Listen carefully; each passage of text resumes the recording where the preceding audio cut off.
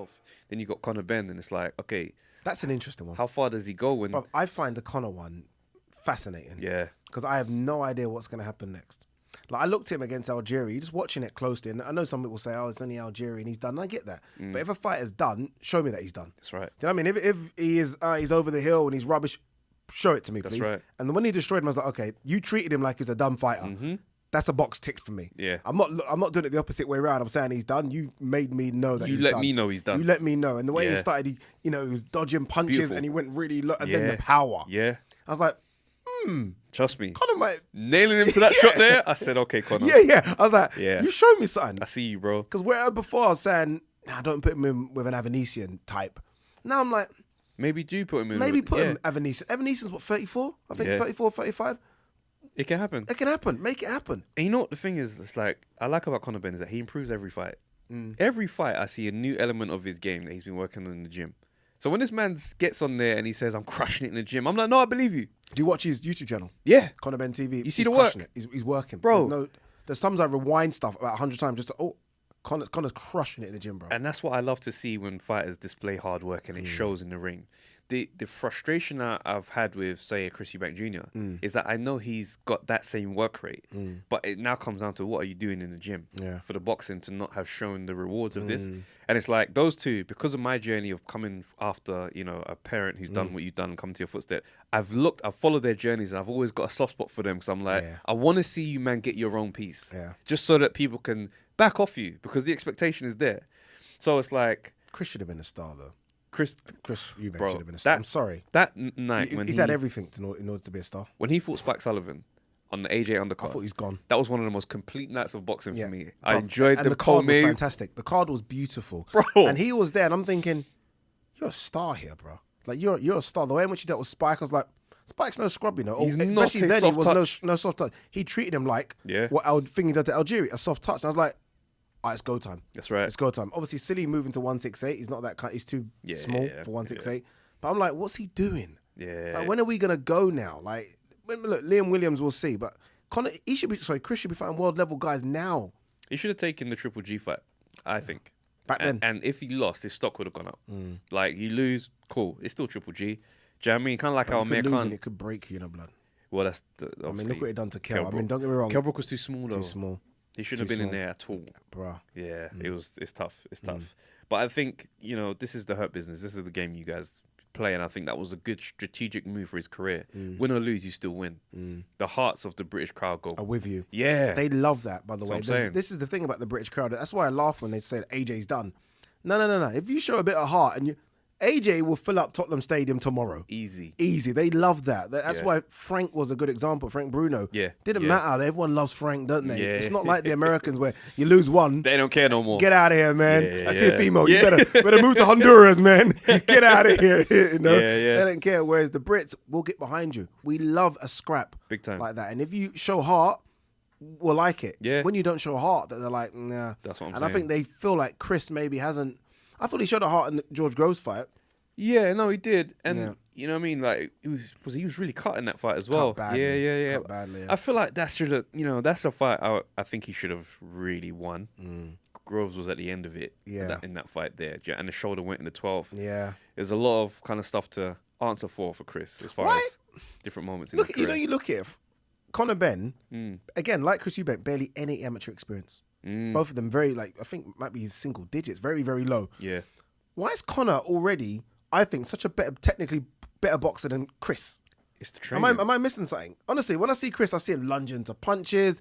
Don't get me wrong, when he Doesn't puts establish the nothing looks footwork, good. yeah. Whereas I look at Conor already, and I'm like, he's grounded with his footwork. His movement's really good. I'm like, Yeah. he looks like someone that's had about 80 amateur fights. Conor. Conor, yeah. Whereas Chris still looks like You know what it is, raw. though? It's the time in the gym and how you spent it. You know what I mean? I think you buy into what social media presents when you see him on the pad machine. You're thinking, who's gonna be able to handle this?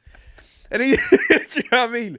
But then it's like in the fight, it's like he's not able to get in and get any of these shots off because his footwork and the jab is not in sync. Yeah, that bit requires no footwork or Bro. a jab. It's just it does look good though. But also, it's like I see an interview with Ronnie Davis, and he's like, I think that's his name. Yeah, Ronnie Davis. His trainer. Yeah, And he's like, Or his old trainer. He trains himself.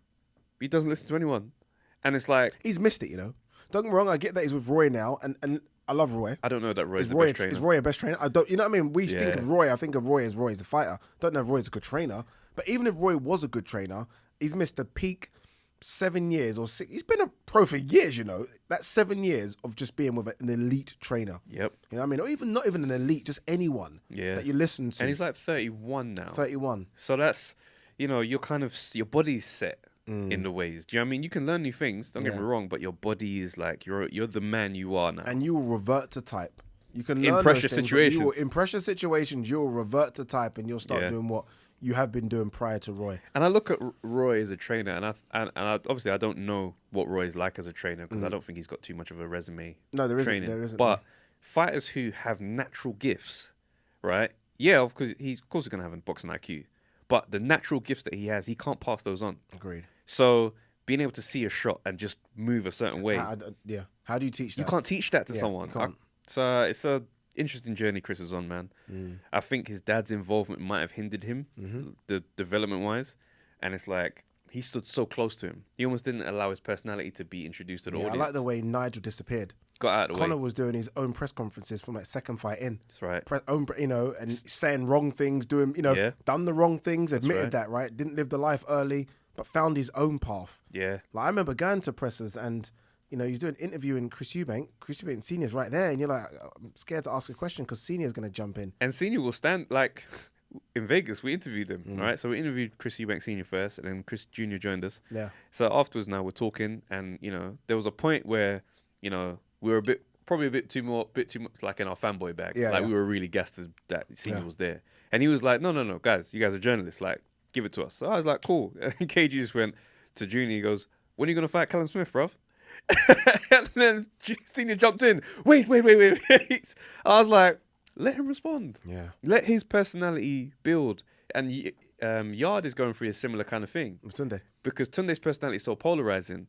It's like... But Yard started to lay the law down a bit on it. Big time. Started to lay the law down. Time. Like in that little situation with Pat Barrett. Arthur and Pat Barrett. Yard was like, let me deal with this. Let me talk. Yeah. But it's important because it's like people who don't like Tunde immediately just don't like Yard. And it's one of the things where Senior talked up Eubank. The guy's going to beat Triple G and Canelo and do all that kind of stuff. He was going to be better than everyone. Andre Ward. All of this stuff. Why do that? I get it. It's your son. I get that emotion. But what are you doing? It just sets up uncomfortable territory for him. So it'll be interesting to see what Chris does. Again, Liam Williams next. February 5th, I think. Yeah. Motor Point Arena. I think he beats Liam Williams. Oh, yeah. Bruh. Yeah. If he doesn't get through Liam Williams, I'm sorry. I mean, I like Liam Williams. Don't get me wrong, he's tough. But if you can't beat Liam Williams and you've been talking the talk, and then hopefully after Liam Williams, let's see. Because I was on air with him and Simon Jordan. And Simon Jordan for TalkSport's he'll stick it on you. He got at him, yeah. Got at him, like, when are you going to fight? Like, what are you doing? And I had to try and stick up for Chris. But I really, I was like fighting a losing battle. Because it's true, you've been calling out all these names. Every single year, Chris will give you a list of, I'm on GGG, Canelo, this and that, Charlo. Remember, he went to America. The idea was you're going to fight Charlo. Yeah, and what happened with that? And I don't know that he got through Korobov because that injury was almost a godsend. Yeah, that injury was almost a bit like Lara Warrington.